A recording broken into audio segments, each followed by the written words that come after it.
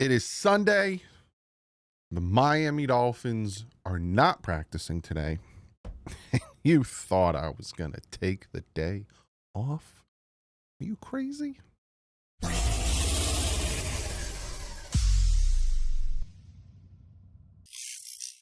What is up, Fin fans? It is Sunday. I hope you're having a fantastic Sunday morning. I got a lot to talk about in this little video. Obviously, the title of the video, I think, is State of the Cornerback Room. But we're going to talk about it because the Dolphins have made some signings and there have been some injuries. So, I talked about it briefly yesterday in the recap of day 4 of training camp. Also, I talked about it on TikTok. Yes, I have a TikTok. Go check it out. And I talked about it on the Instagram. I made a video kind of chatting about it and talking about my thoughts and feelings, but I thought I'd come in here, make a full-fledged video and podcast talking about it. Also, real quick, yes, that's the shirt if you want to grab yourself one. You guys, just real quick, I wasn't going to talk about this, but I love all of you.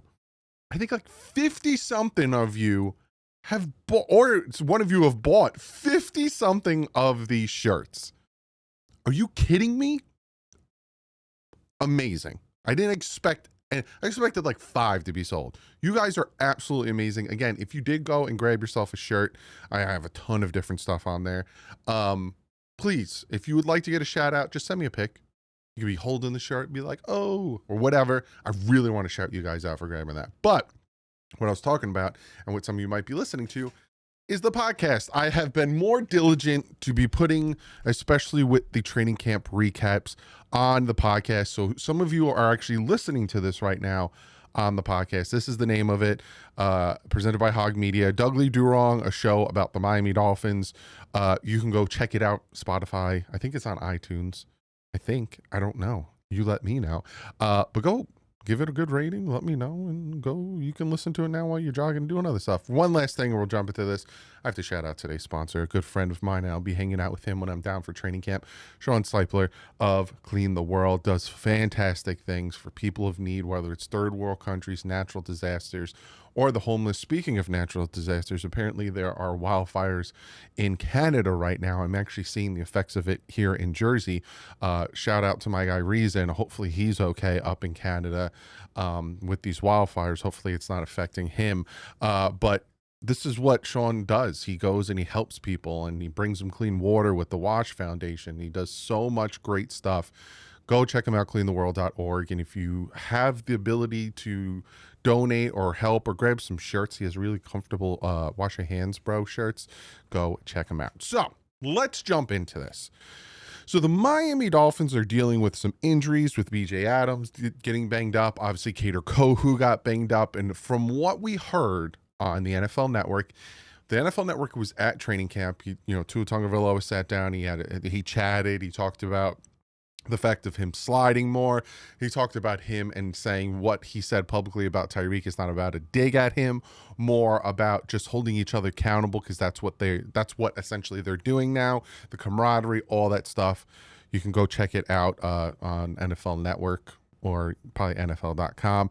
But what they said was, Cater Kohu kind of walked past them. Now, obviously, he wasn't like, bah, bah, bah, bah, bah, ha. And if you want to see what I just did, podcasters, you got to go to the YouTube channel, youtube.com/DouglieDoWrong, and hit that subscribe button. But he wasn't like, pow, pow, pow. He was gingerly walking, but he was walking on his own. Now, I don't know. I'm not going to say, what it means, but hopefully we find out more information today. Definitely on Monday when Mike McDaniel probably does his presser before training camp, which again is open to you guys. I wonder who's going to win the fan orange jersey, because Big E, I was going to call him Mr. E. That should be his name because he's a mystery. Big E won the first one. But so we don't know what's going on with Cater. We don't know what's going on with BJ Adams. But obviously they signed Cornwall, which man hasn't played football in 2 years, so nothing crazy there. They go out and get Jack Jones first, and we're going to look at Jack Jones real quick. Sorry, I'm just rubbing my face. This is Jack Jones. Now, obviously with the Raiders, he did not have a great year. He was good with the Patriots, though. And the reason I'm showing this, because it's the snaps by position, you're kind of starting to get an idea of where certain players might be playing, right? And I'll get to that. So Jack Jones, if you look at like all of his years playing, he's always wide, right? He's always a wide corner, boundary corner. That's where most of his snaps were. Obviously, he took some slot. He was in the box, D-line, blitzing, all that stuff. But mostly it was in that aspect of it. Now, I think this is his time with New England. Wasn't too bad. Like you could see here, with New England, not bad. With the Raiders, bad. Now, he's young. He's only 27. I'm not expecting Jack Jones to come in here and be the best thing since sliced bread. Have him compete with Storm Duck, Ethan Bonner, the rookie like Sheffield. All these guys have a competition with him on the opposite boundary. Then they go out and they sign Mike Hilton. Now, there is no coincidence that Cater goes down and Hilton gets signed. It's not like they were sitting there and then Cater went down, they went and signed him. Like, that's just not how it works. So obviously Mike Hilton was going to be signed regardless of what happened to Cater Kohu, but they bring up Mike Hilton. And Mike Hilton was a name that I've been clamoring about. If you notice, I kept naming 4 corners that I'm like, just sign one of them. It was Rasul Douglas, which again, the Dolphins kept saying, contract's there, man. And he's like, I think I can make more. And he's still waiting on someone to give him a big contract, or he just doesn't want to come to Miami. Either or, not happening. It was him. It was Asante Samuel Jr., who's still in with the neck and hasn't visited anyone. It was Stephon Gilmore, and it was Mike Hilton. Mike Hilton was a name I kept bringing up. You can go back and listen to me talk about him over and over again with the four horsemen of corners that I wanted the Dolphins to bring in. So they go out and get Mike Hilton, which blew my socks off. If you watch the training camp day 4 recap, I kind of at the end of the video or the end of the podcast was like, hey, let me see if I can scroll and see any updates for Cater Kohu. Boom, Dolphins signed Mike Hilton. I was like, oh, like you can see my genuine shock at the end of that video. So here's what I'm thinking, right? I'm thinking Cater's going to be a boundary corner because they bring in Mike Hilton. Look at where he played predominantly. Slot corner, slot corner, slot corner. Mike Hilton is a slot cornerback. Now, you look at his, they got him on offense. Look at his defensive grades. He's solid. Now, obviously, his best year was in 2017, but you look, pretty solid. Now, he's not going to be anything crazy. And again, if you offer PFF grades and you're like, I don't trust them, I don't blame you. But look at his coverage grade in 2023. He's not that bad. And that's why I wanted the Dolphins to kind of go out and grab him, because he's solid. And now the whole thought process is you have Cater Kohu, who was a slot corner. You have Mike Hilton, who was a slot corner. Which one of them's playing the boundary? Now, would I prefer Mike Hilton? Maybe, even though he doesn't have much expertise on that slot corner. But we'll see. But essentially, they have 2 slot corners right now because, again, Cater is a slot corner, and hopefully his knee's fine. He can come back. I'm hoping he just smacked his knees together trying to cover Tyreek, and it's just he twinged something. I'm hoping it's nothing serious, no meniscus things. I please, can we just get some type of luck? So there's those 2. Real quick though, just because it's fun. Like literally, Jack Jones gets signed, puts on his number 23 jersey, man hits the field and just like makes plays. Like just instantly with the team, makes plays, and I just love it. So here's my thoughts on the state of the cornerback room, right? It seems like Mike Hilton is a starter. I don't know what his contract is. I would be shocked if it's anything more than 1 year. Same thing with Jack Jones. Cater, I'm assuming your starting corners are Cater and Mike Hilton, and then they have that open competition for the other boundary between Jack Jones, Cam Smith, Ethan Bonner, Sheffield, the rookie, Trader Jr., I think they have an open competition there, or they might even have one with Mike Hilton, but I think Mike Hilton has a little bit more experience and is a little bit better, that you can kind of pencil him in at a starting cornerback spot. Now, this is me being selfish, and this is me just kind of covering all my bases and being a nervous Nelly because I'm a Dolphins fan. We're all Dolphins fan and we're all nervous Nellies. Get another corner. Now, here's the thing. First off, I'm joking. Second of all, I'm not joking. There's a coincidence that Mika Fitzpatrick fires his agent and now has Drew Rosenhaus as his agent. And Zach Sealer also has Drew Rosenhaus as his agent. And there's two guys on this team right now who are looking for new contracts, and they both have the same agent. That is the reason why Mika's not talking to the media, because he's just, he has no guaranteed money. He would like a little bit more security. He doesn't want to, take fate in any type of situation. And, I'm not going to say anything because, again, but he wants security. Everyone wants security in their job. That's why you sign contracts when you get signed. When you start a job, you have some type of security. He has no security right now. He has no guaranteed money. So he wants a new contract. Steeler wants a new contract. They both have the same agent, Drew Rosenhaus, who also has has Tyreek Hill and a ton of other Dolphin players that have worked with the Dolphins and done a ton of things. If the Dolphins are able to get some type of extension between Sealer and Mika, which again, I give him another year of guarantee, right? Have him on the team until 2027. God forbid, the wheels fall off. You still have two guys that you could still build around, and you're not starting fresh in 2026 with nothing. You know what I'm saying? You do have that vet experience and that vet leadership on your defensive side. You have your generals on the defensive line and in the back end.